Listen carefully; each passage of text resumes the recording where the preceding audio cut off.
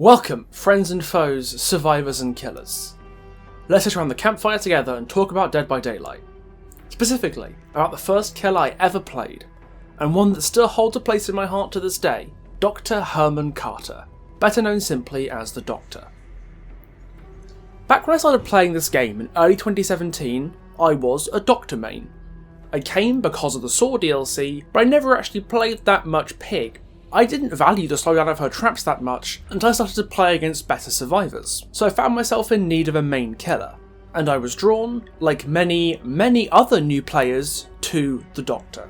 Dead by Daylight's marketing as a horror game led me to try to find the scariest, most terrifying killer possible, to really strike fear into the hearts of the survivors, and the Unforgettable Spark of Madness trailer sold me completely on him. He's a killer who I recommend a lot to newer players for several reasons. His tracking helps him against low-rank survivors who like to immerse the whole game, using shock therapy to disable loops as his skill grows with your ability to read survivors to give him a really satisfying learning curve. And he's an M1 killer who benefits from niche things like skill checks and a large terror radius, meaning that he has a ton of flexibility as to what perks he can run, making him ideal for players without a ton of teachables.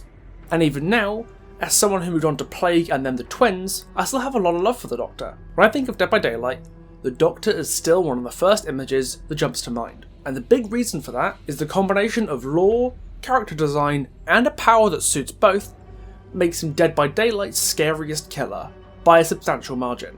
A lot of people tell me Dead by Daylight isn't a horror game, and I can't disagree with them enough. I mean, have you seen this guy? Everything about him, figuratively and literally, screams scary in so many different ways. Well, I tell a lie. The Doctor screams scary in exactly one way. One way that he expresses so perfectly that he may as well have it tattooed on his forehead. The Doctor embodies the notion of power, and the fear brought about by having power seized from you. All three pillars of his character support this idea at the roof of a building: his visual design, his gameplay, and his lore. And we're going to cover all three by the end. Before we get going, I'd like to issue a brief content warning. This video will heavily discuss electroshock treatment and other forms of physical and psychological torture.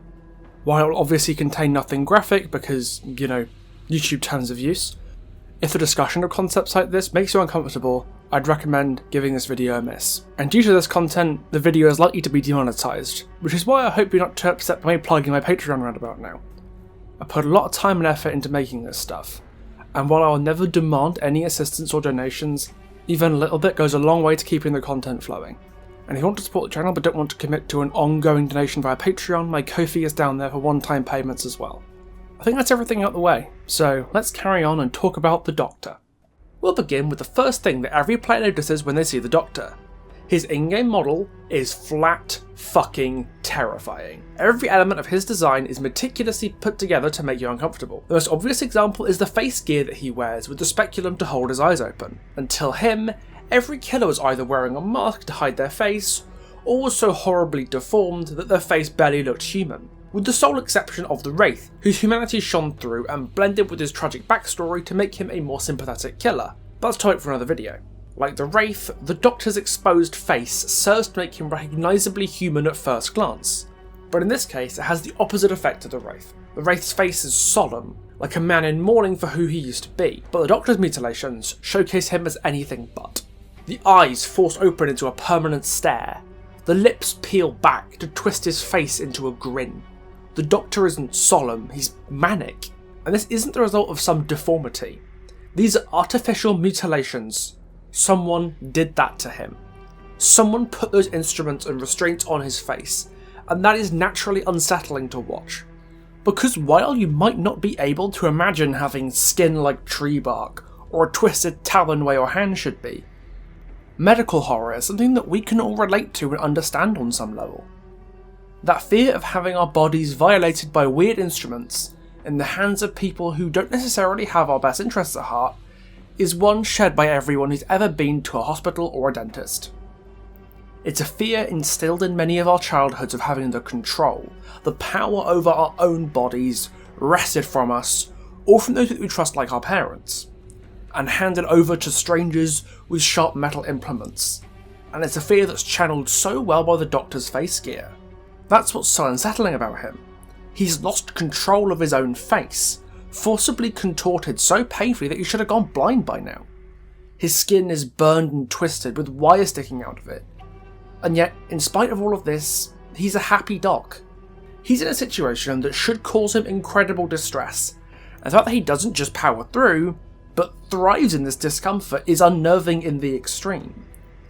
Despite everything, he maintains his composure as the man in the power role. Lightning and electricity have been used since Greco-Roman times to represent power and authority, and this legacy is carried forward in how the Doctor treats the survivors like subjects to be experimented on at his leisure. He stands up straight, almost imperious as he towers over the survivors. His running animation shows an eagerness to set upon his prey. He's unquestionably in control of the trials, and that makes him genuinely scary. Instruments that look like they should be torturing him are not even slowing him down. What's keeping him going? And what hope do you have to survive it? The Doctor's power answers that question for us. And the answer is, you have no hope. With shock therapy disabling your ability to interact with the environment and static blast revealing your location, you can't run and you can't hide. The Doctor is a commonly maligned killer by survivors at all ranks because he removes many options that survivors rely on that work against other killers. Fundamental game mechanics like skill checks, the red stain, the terror radius and even pallets are thrown out the window when playing against the Doctor. He seizes power over the game away from the survivors by forcing them to play by his rules. His intelligence and controlling manipulative nature is showcased in his add-ons too. Calm, order, discipline, restraint, and the retired obedience line of add-ons all use language evocative of a non-cooperative patient who must be treated without their consent for their own good. While the chess pieces highlight Dr. Carter's intellectual nature and remind us that whatever his patients are planning, he's one step ahead. Just like you can't outrun him and you can't hide from him, you also can't outsmart him. Clearly when Behaviour was designing the Doctor, they had the theme of power in mind from the very start. His visual design and his gameplay both point clearly in that direction, to make him an actually scary killer, who inspires terror in his patients by stripping away their agency. I am very pleased to say that his lore follows through on that fantasy to flesh out the character implied by the other elements of his design. Before him, most other killers had their lethality diluted somewhat, by a sympathetic side that made their characters more complex and compelling, at least in theory. The hillbilly was a victim of parental neglect, the wraith was misled into several grisly murders, the hag was the victim of a cannibal client. The point of these sympathetic elements was to humanise the killers, and make them seem less like faceless silhouettes in a video game, and more like actual people, by grounding them with relatable emotions. The Doctor is a grounded character too, but in a much more frightening way. Rather than being emotionally grounded with a complex backstory that humanises him, Dr. Carter and his actions are grounded in real life history, and the actions of real life people, to make his story believable without making him a tragic or morally grey figure. In 2016, Behaviour said they wanted to add a Chinese killer to Dead by Daylight. They had a community member in China make a poll for Chinese players to see what monster they'd want to represent them, and most of the options were supernatural creatures. Hai Bai Wushang, for example, which are the two deities of Chinese folklore supposed to escort dead souls to the underworld. But 54% of the players who voted didn't pick some beast of folklore, but a man. Dr. Yang Yongxin. Yang is a clinical psychiatrist who has a dire reputation among the Chinese gaming community for advocating electroconvulsive therapy without anesthesia or muscle relaxants to treat internet and gaming addiction in young people. He has a hospital in Shandong province in East China, where he has used electric shock and other unethical medical practices as both treatment and punishment for internet addiction since at least 2006. And I say has and not had because despite the Chinese government banning electroshock therapy for internet addiction on the grounds it doesn't actually work, that hospital is still running and Dr. Yang is still practicing. Yang's official reports claimed that patients were only rarely shocked with low power currents as part of a wider treatment plan.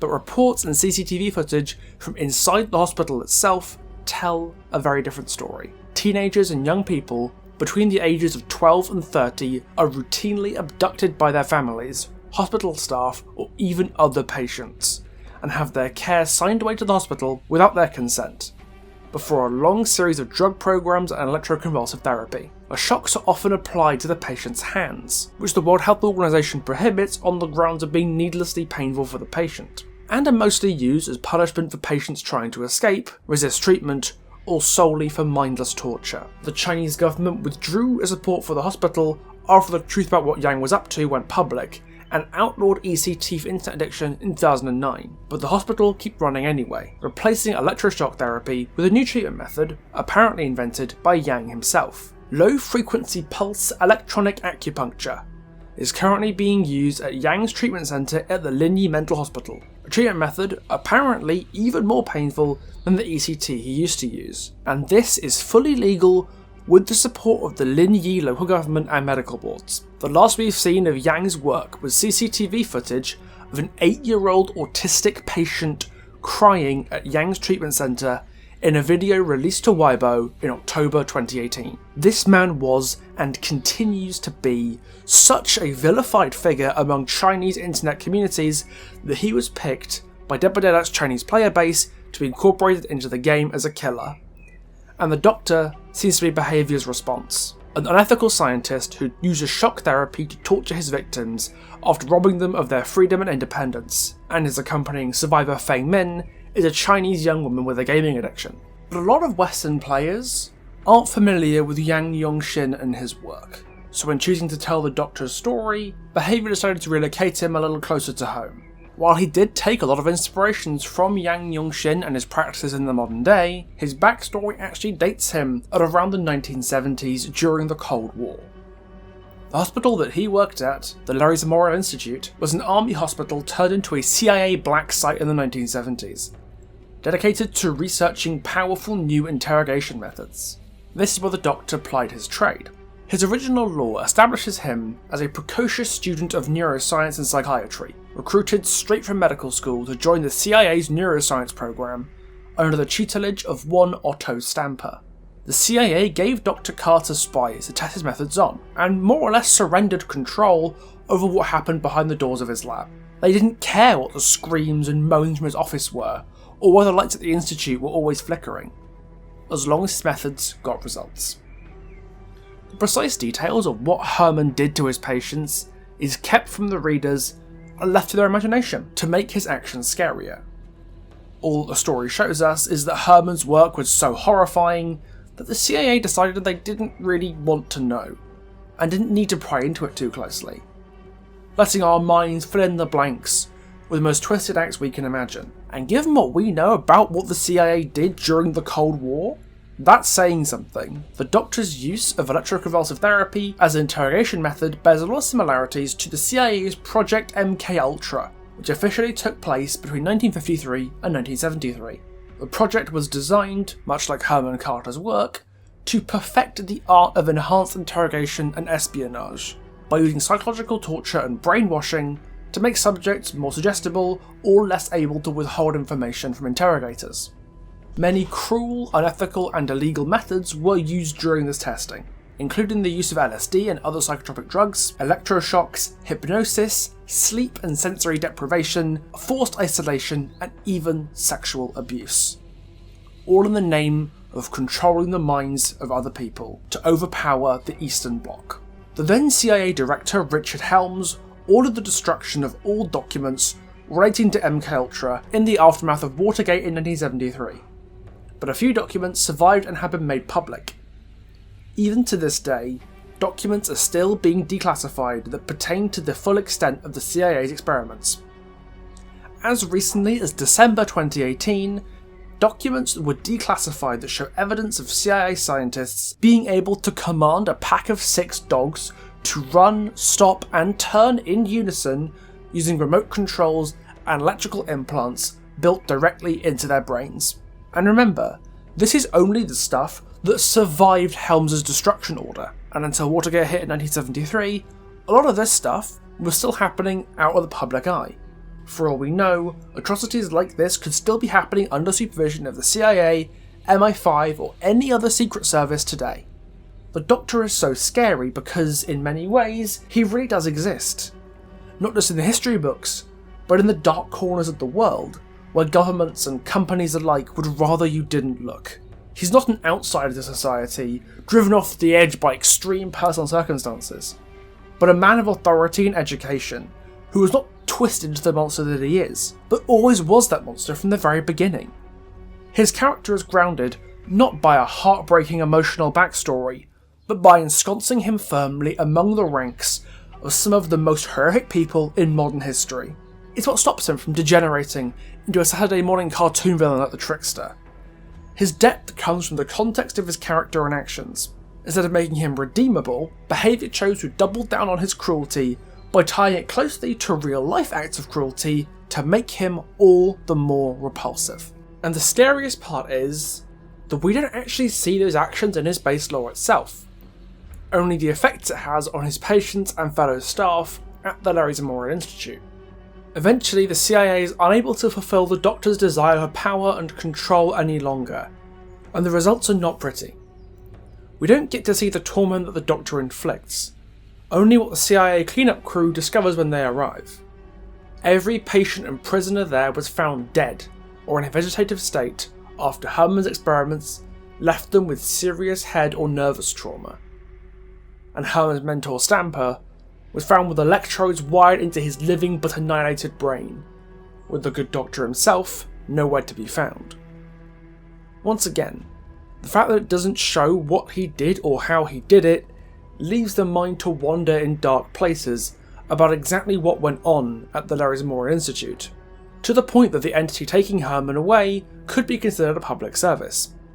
Behaviour managed to create a story that was both well grounded in the context of the horrific actions of 1970s CIA, and that was told effectively to maximise the impact of the Doctor's horrifying search for power. This is where Ascendance, the Doctor's archive story in Tome 2, really comes into its own, because somehow Behaviour manages to have it both ways. The Doctor maintains a lot of his aura of menace that came from the selective use of information in the base story, while balancing that with showing us just enough to make the story worth reading and showcase the Doctor's thirst for power in a way that exceeds his base story. Instead of depicting his time working directly under the CIA, the clock is wound back to Herman's earlier life before he became the Doctor, during the year that he spent at Yale on the advanced neuroscience program that was being bankrolled by the US government. In this opening memory, everything we know about the Doctor is reinforced. He knows he's intelligent and wants the power to further his studies without anyone standing in his way, and is perfectly willing to disregard all ethics to do so. Despite the program being allegedly off the books to the general public, Herman knows that the eventual destination for himself and his fellow students is likely to be the Larry's Memorial Institute. Right off the bat, this revelation establishes his intellect, because he's familiar with what goes on at the Institute, even though he probably shouldn't be.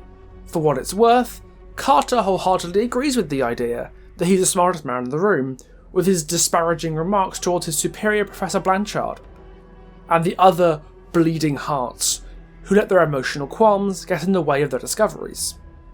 He even makes a brief reference to Operation Paperclip, where upwards of 1,600 Nazi scientists and engineers were recruited by the US government in the aftermath of World War II to help them win the space race and the Cold War against the Soviet Union. Herman understands that those in power discarded morality to recruit those Nazis for military advantages, and approaches how he plans to attain power the same way. He doesn't care for those who waste their time moralising when they could be getting results. Herman and his fellow students are left in an abandoned farmhouse for a week to research interrogation techniques, with Herman and a colleague assigned to get a secret code word out of each of the remaining students. But the good doctor, bad doctor routine that Professor Blanchard had taught them was a little too tame for Herman's taste. Even with the interrogation subject all tied up, Herman's restrictions only permitted him to shout at them to give them the code word, to no avail. So when Herman decided to take control of the experiment himself, he started by smashing the good doctor over the head with a piece of wood. And this begins a program of physical and psychological torture that causes the students to give up the code words almost immediately. But Herman isn't done with them yet. What follows is the closest Behaviour has ever come to playing their full hand with regards to what the Doctor is capable of. we're treated to a horror show of disturbing images as Herman's experiments continue, and we get to see for the first time what he's truly capable of when given absolute power. Everything from surgically extracting hallucinogenic substances from the brains of his colleagues, to reprogramming the good doctor to kill everyone else with a spoon under the delusion they're Russian spies, the days Herman spends experimenting in the farmhouse can only be described as a mad god's reign of terror. And breaking up these gory images is the occasional insight into the wider life of Dr. Herman Carter. Insights that only serve to make him even scarier. From a suggestion that he started his life of unethical experimentation by testing subliminal loop tapes on his own parents, to the macabre but admittedly hilarious aside where we learn that he once put a mouse's brain into a rabbit just to see what would happen. And that's where something that's crystal clear from his in-game presentation wasn't really explored in his base lore. Herman Carter genuinely enjoys his work. We already knew that if we played him and heard his maniacal giggling every time he shocked someone, but this is an area that his base lore never really looked into. Here, the sick pleasure he takes in experimentation is placed front and centre. He drinks in the terror of those he thinks are inferior to him, and thus his mask slips.